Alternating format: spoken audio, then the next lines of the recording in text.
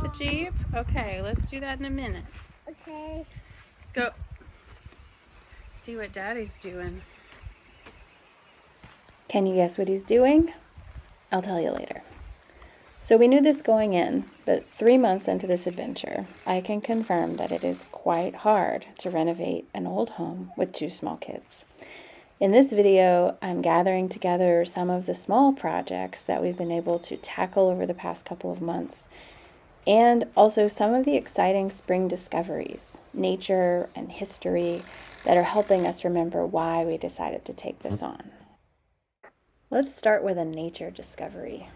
When I first came to look at the house, I came up to the edge here, and knowing there was a brook over here, stood at this high spot. I thought, wow, that's amazing. And since then have discovered that it's not hard at all to get to this lower area. And now that it's beautiful in springtime, I've gone down and it's amazing. So since taking this video, I've gone down a number of times with the boys. My mom even came down with us, and I have kind of created with a rake just like a little path that's more switchbacky so that you can avoid sliding down the hill, as I did a little bit as I was taking this footage. So coming to the brook provides a really nice reminder of the big picture, the long-term goals, the raising kids on this wonderful property and being able to play at the brook all the time. And it also helps put in perspective the sort of challenges that you encounter day to day with a 2 and almost 5-year-old, making it a little challenging sometimes to make progress on projects inside the house. It just makes it all seem possible to come back to the brook, take a deep breath, and then go back in. So let's look at some of the small projects we've been able to tackle. All right, it's finally time. It's finally time to clean this window. Get rid of the wax and the dust. I don't know if you can see just how dirty it is, but hopefully it's exciting when we see just how clean it is. I'll have to take the storm off outside, which has a really rusty screw, 2 of them. We'll see how that. Okay, so it was a little bit of work getting the storm window off, mainly because there's a ton of stuff along the top groove, and it basically slides in there. Not slides really, more like pivots out to get it out. So that was a lot. It was really just 2 screws and then lifting it out. I'm so excited. Now I get to clean both sides of this big sheet of glass and get it back up there. Amazing. Joseph, you can move over here. You just this way. All right, Devin and I just got the storm back in, and the first raindrops are falling. See, on the stone. So I'm not gonna worry with the outside of the storm making it perfect right now, and I hope that the inside of it is good, because I don't think I can muster the energy to try to shove it back out and in again. It was a lot of fuss. Hooray!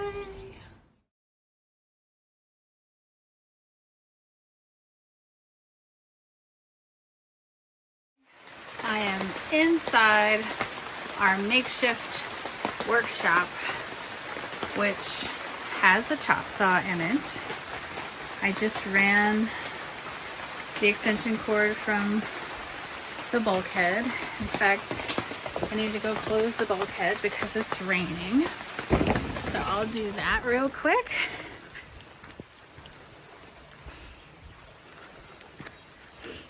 And then I'll make a couple cuts for the simplest projects that would normally just involve,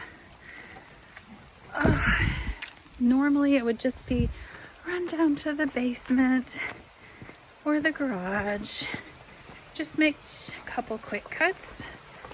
It's a little bit more work to run the line out here, but I thought that it was not set up. I thought I was gonna have to move it out into the yard, but Devin said, no, it's set up. So now I can make some cuts. So this board is to cut to length for my closet. And this little board, I'm gonna cut down to 3-inch pieces for the cutlery drawer. So this is a fun video to look back at. I recorded this the day we were planning to move out of our house. I think it's not the day we actually moved out because of lots of complications, but this is the video I took, a very detailed video of the utensil drawer that was part of our brand new cabinets. And I'm not going to make you watch the whole thing, but I was taking lots of precise details down about how it was put together so that I could reconstruct it one day. Even though I knew we weren't going to be getting new cabinets anytime soon, I thought maybe I could make an insert. And so I took it out. I was looking at how it was put together. And I had kind of dreams about maybe making like using the CNC machine at my university's makerspace. My first ever CNC project could be a utensil drawer. And I was noting how this was put together. And let's just look at what I came up with. All right, so here's my brilliant cutlery drawer hack. You can see regular old drawer. In my other drawers, I used these. I'm sure I got them at Amazon. I can put the link below if they still even make them. Just sort of bamboo expandable dividers. So I put 3 of them in here. And then I finally made it outside to take some scrap wood and cut these 4 pieces to hold them evenly spaced. Now that I'm putting this video together, I am really hopeful that it doesn't stay like this forever. I'll consider this a prototype, and I think if I get a really thin piece of wood and I screw those dividers after sanding them or getting better wood, honestly, screw them and the bamboo dividers into a lower piece of wood that's exactly the size of the drawer, that'll be perfect. So here's the door. Devin ordered some replacement hardware. Just a little too wiggly. Yeah. This is what was on there originally. We're going to try to get this one off and put the other half of this one since they're not going to hang together quite right. It took some patience, but they came out. All right, out here at the vise to knock these 2 apart. Devin had put them together earlier. But they're a little too wobbly, so they need to come apart, and so we can put the full new piece together. So I'm gonna record this and it's gonna be a disaster.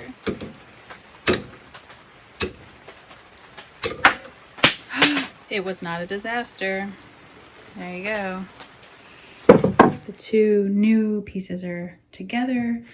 And it's really great. They line up perfectly with the older one. So I'll just put the new screws in. The lines aren't matching. I mean, the holes aren't matching up exactly right. So what I had done is put 1 screw in pretty deep.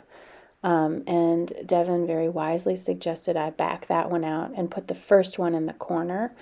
And only put them all in minimally and then tighten them down. And that wound up working.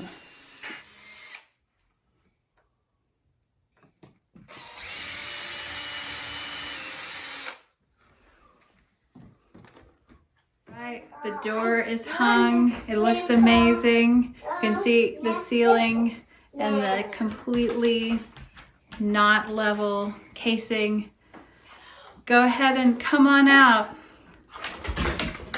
There is how it swings open and how it stays open. It seems like Lulu and Baby Doll are very excited about 2 discoveries I made. First of all, when you hang a door, it makes the room feel cozier.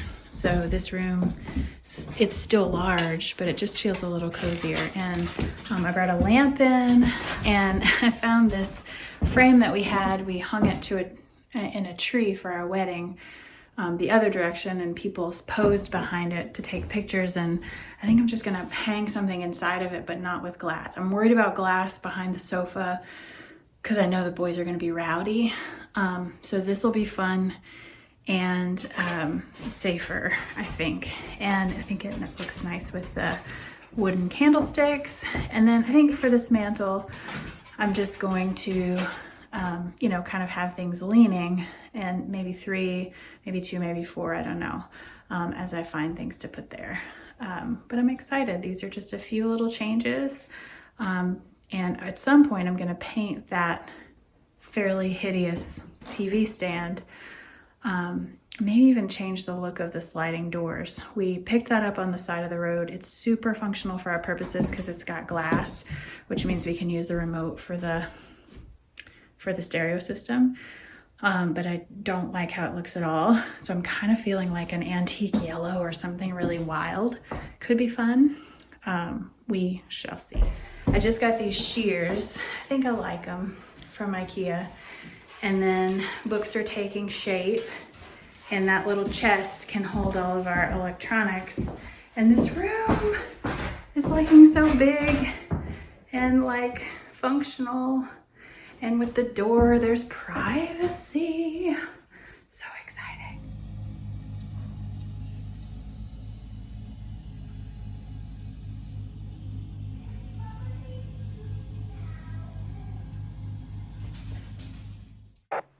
So somewhere in all that work, we reached out to the sellers of the house, the couple who sold it to us.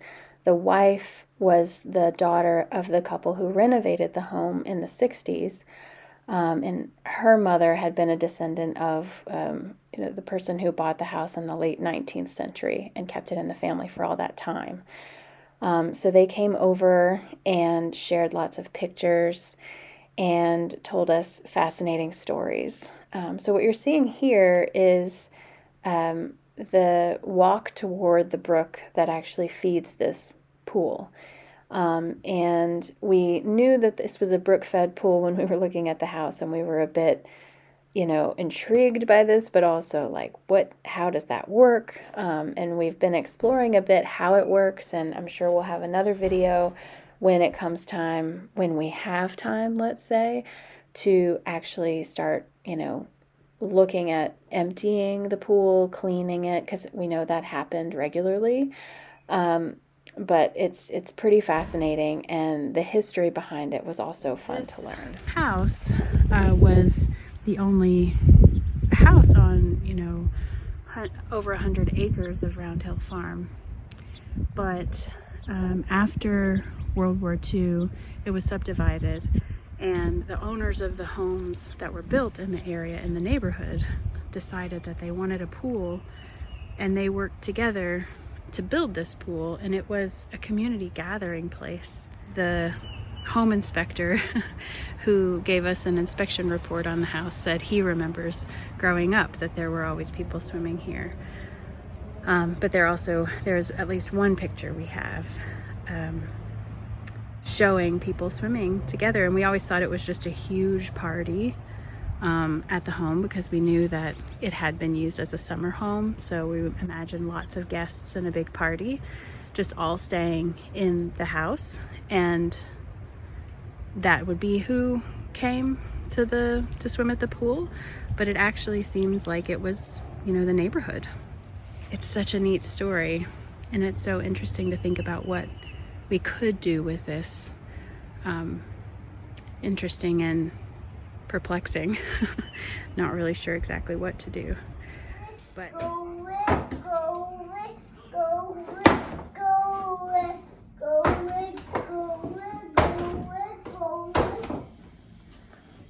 all right, the window is clean. I currently have the screen down at the bottom, but I think I'll move it up to the top. I don't really know. It just kind of depends which pane I want to see the clearest out of. suppose in the winter I could take the screen out completely. So with this one done, I learned something that I want to use for the rest, which, I mean, there's 3 more for today, but many, many, many more after that. And that is, I'll start by cleaning the outside storms, top and bottom, with all the 2 storms and the screen up. I can clean the bottom sash on the outside, and then I come in, and what I just did is I cleaned the inside of everything and left the outside of the top sash for last. And that was okay. The only problem was, as I cleaned it, I got a few drips like in between storm panes and screen. So this time, for the rest of these, I'm just gonna lift up both storm windows and screens up. No, I'm gonna move them all down so that I could do the outside of the upper sash. And you can see what remains of the curtains that were up. I'm gonna take those off because it really is it's blocking quite a lot of light coming in the top, and I like them with nothing on them. This is all a private part of the first floor, so no curtains needed, I don't think.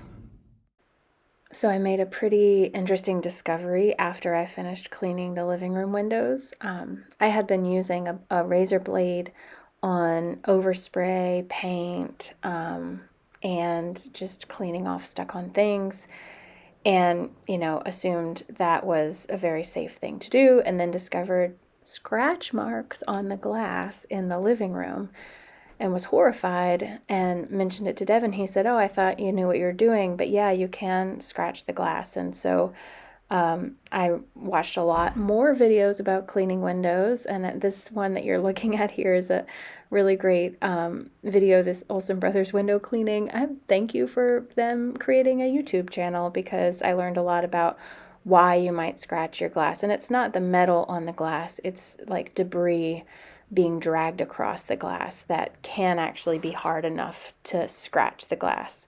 So I have enough distance now from that moment to admit it to anyone watching this video, and also to not feel so awful about it anymore. I don't notice it very often, and I know in the future how to be a little bit more sparing in my use of the razor blade when it's needed to not scratch things. So check out that video if you also are trying to clean your windows. Good luck. So when I next have some time, it'll be the dining room windows. And taking the valances off in the living room, I've discovered that the wood that was holding those valances up is the perfect size to make a box above the refrigerator. So that's exciting to be able to reuse that wood somehow. Way back when I moved my mom's sofa into the living room, I was impatient and I tried to do it by myself, and I broke the front right leg. And so we used it broken for a while, then realized we should really fix it. And so we finally, I mean, it was on its back for a month and a half, but just this past weekend, I finally got it fixed, which hopefully will stay fixed for a while. It was beautiful weather this past weekend, and we started sprucing the courtyard area. So we decided to remove the ramp that was there, that was kind of a slippery mess in the winter and the muddy time. And without it, you can see a really nice looking threshold into the house. And I'm just thinking about ways to maybe get some grass to grow between the stones so that we don't track dirt in. It's not exactly level right now, all of these stones, but I still like the look, and it's what we're going to have for a while. We are going to be thinking about moving some of the water away from the courtyard, so that might lead to some other changes, but not quite yet. So back when we were trying to fit the refrigerator into the not quite big enough opening, I almost took all the upper cabinets down, but thankfully my friend Lauren helped me see reason, suggested I just remove the scallop. And what is behind the scallop, it's actually got a fluorescent, long fluorescent light bulb attached behind that scallop. So I haven't done any electrical work myself. This was my very first time. It's not really electrical work, I wouldn't say, but I did remove the light and was able to remove the scallop. And I am so delighted with how good it looks. I just think that taking that one little piece of wood down changes things quite a lot. And now, instead of just putting something slim that you don't see up behind that piece of trim, I actually want to get a pendant schoolhouse light.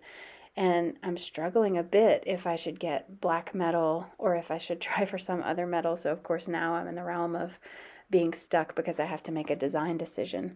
But I'm ultimately very excited with this tiny change that won't cost very much, that brings in a lot more light and makes it much more open feeling above the sink. Now, if you have watched this video for this long, I have to ask for your advice in the comments. Please share. I'm trying to figure out what color to use for the upper cabinets, for the trim, and for the base cabinets. The trim and potentially some wainscoting that comes up to the bottom of the upper cabinets could be one color. The upper cabinets could be one color, and the lower cabinets could be a third color, or it could be one of those colors. So I kind of think that a darker color for the base cabinets would be nice. I also think that potentially a not white upper cabinet would be better. I have white plates that are displayed in it, and so maybe a grayish tone or a creamy white or some neutral that's lighter but not pure white for all of the upper trim and the upper cabinets. And we have to think about the window across from those cabinets and the wainscoting that I want to go up pretty high on that wall. What colors should that be? I've gone everything from all the trim should be white, obviously, some really light neutral, to thinking that maybe it could be the same dark color that we wind up putting on the lower cabinets, like a blue, to it being, I don't know, some other crazy color. So I'm super stuck on this. And one advantage here is that I'm going to have to prime all of this anyway. So when I prime it, we'll get to see what it looks like white before making a final decision on the colors. So there's that. All right, if you didn't guess it already, Devin was hanging our clothesline at the start of this video. So here's some lovely footage of the clothesline looking beautiful and waiting for wet clothes. Thanks for watching, and subscribe if you want to follow more of our progress and discoveries.